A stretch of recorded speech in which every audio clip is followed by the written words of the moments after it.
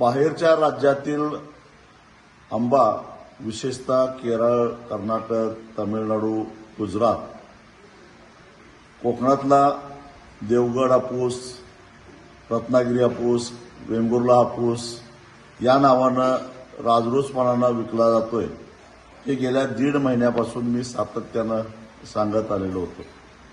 अर्थात पुण्या मुंबईमध्ये हे विकलं जातंय असं मी सांगत होतो, परंतु आंबा बागायतदारांनी चौकसपणानं बघितल्यानंतर, माहिती घेतल्यानंतर त्यांच्या असं लक्षात आलं की हे लोण तर कोकणापर्यंत पोहोचलेलं आहे. मुंबई गोवा राष्ट्रीय महामार्गाच्या बाजूला बाहेरचा आंबा कोकणातला म्हणून लेबल लावून राजरोसपणानं विकला जात होता आणि ते शेतकऱ्यांनी पकडलेलं आहे. म्हणजे एकाच वेळी ग्राहकांची फसवणूक आणि कोकणाच्या आणि विशेषतः देवगड, रत्नागिरी, वेंगुर्ला या ब्रँडच्या नावाचा गैरवापर हे राजरोसपणानं चालू आहे. मुळामध्ये ज्या पद्धतीनं कोकणातला आंबा विकला जातोय तेवढं उत्पादनच झालेलं नाही, तर हा आंबा येतोच कुठून, हा प्रश्न आम्ही वारंवार विचारत होतो. आज ते कार्यकर्त्यांनी सिद्ध करून दाखवलं आहे की ही बनवाबनवी आहे. एका बाजूला हे चित्र दिसत असताना दुसऱ्या बाजूला आमच्या कोकणातल्याच शेतकऱ्यांनी, काही महिलांनी बाजारामध्ये स्थानिक आंबा विकायला गेलेला असताना तुमच्याकडे आंबा विक्रीचा परवाना आहे का, तुम्ही त्याची योग्य पद्धतीनं आंबा पिकवला आहे का, अशा प्रकारचा आक्षेप घेऊन अन्न आणि भेसळ प्रशासनाच्या अधिकाऱ्यांनी स्थानिकांना त्रास द्यायचा उद्योग केला. एकूणच काय, कोकणातल्या लोकांना सुखानं जगूनच द्यायचं नाही असं सरकारनं ठरवलंय का? हे मुजोर अधिकारी असा त्रास देत असताना सरकार काय करतंय, स्थानिक लोकप्रतिनिधी काय करतायत? बाहेरचा आंबा राजरोसपणानं इथं विकले जात असताना माझ्यासारखा माणूस बाहेरचा कोकणाची बाजू मांडतो म्हणून मला नावं ठेवण्यापेक्षा हे तुमच्या बुडाखाली काय जळालंय ते बघा, त्याबद्दल आवाज उठवा, तिथं मर्दमुखी दाखवा, एवढंच माझं कोकणातल्या स्थानिक लोकप्रतिनिधींना सांगणं.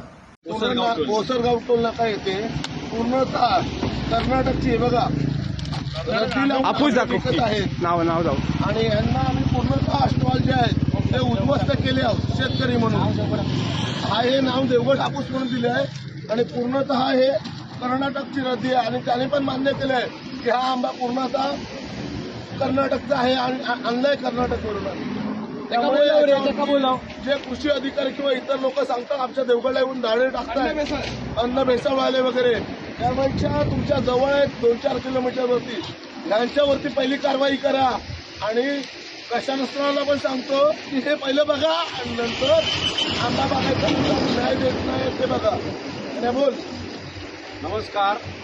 आज कोसरगाव टोल नाका इथे जे आंब्याचे स्टॉल लागलेत, खरं तर हे स्टॉल सिंधुदुर्ग जिल्ह्याच्या पूर्ण हायवेवर खारेपाटणपर्यंत हे स्टॉल लागलेत आणि या स्टॉलवर देवगड हापूस म्हणून आपण बघू शकता. देवगड हापूसच्या बॉक्समध्ये हे कर्नाटकचे आंबे विकले जात आहेत. याचं उत्तम उदाहरण म्हणजे या बॉक्समध्ये कर्नाटकच्या न्यूजपेपरची रद्दी आहे आणि आम्ही या ठिकाणी विचारणा केली असता या ठिकाणी हे आंब्याचे बॉक्स आम्हाला या ठिकाणी भेटलेत. आपण पुढच्या व्हिडिओत बघू शकता की हे सगळे आंब्याचे स्टॉल आम्ही उद्ध्वस्त करण्याच्या मनस्थितीत होतो. एकतर देवगड तालुक्यातला सगळा शेतकरी आंबा बागायतदार हा उद्ध्वस्त झालेला आहे यावर्षी.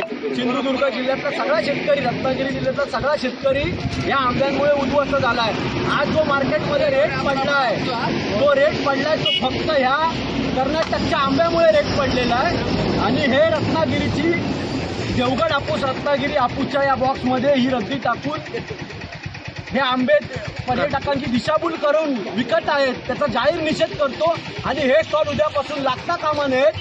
खरं तर देवगड तालुक्यातल्या आंबा बागायतदारांवर या ठिकाणी अन्न व औषध प्रशासनाने कारवाई केली, त्याचा व्हिडिओ गेल्या काही दिवसात आपल्यापर्यंत पोहोचला असेल, परंतु हे कर्नाटकचे आंबे विकणाऱ्या लोकांवर काही कारवाई होत नाहीये.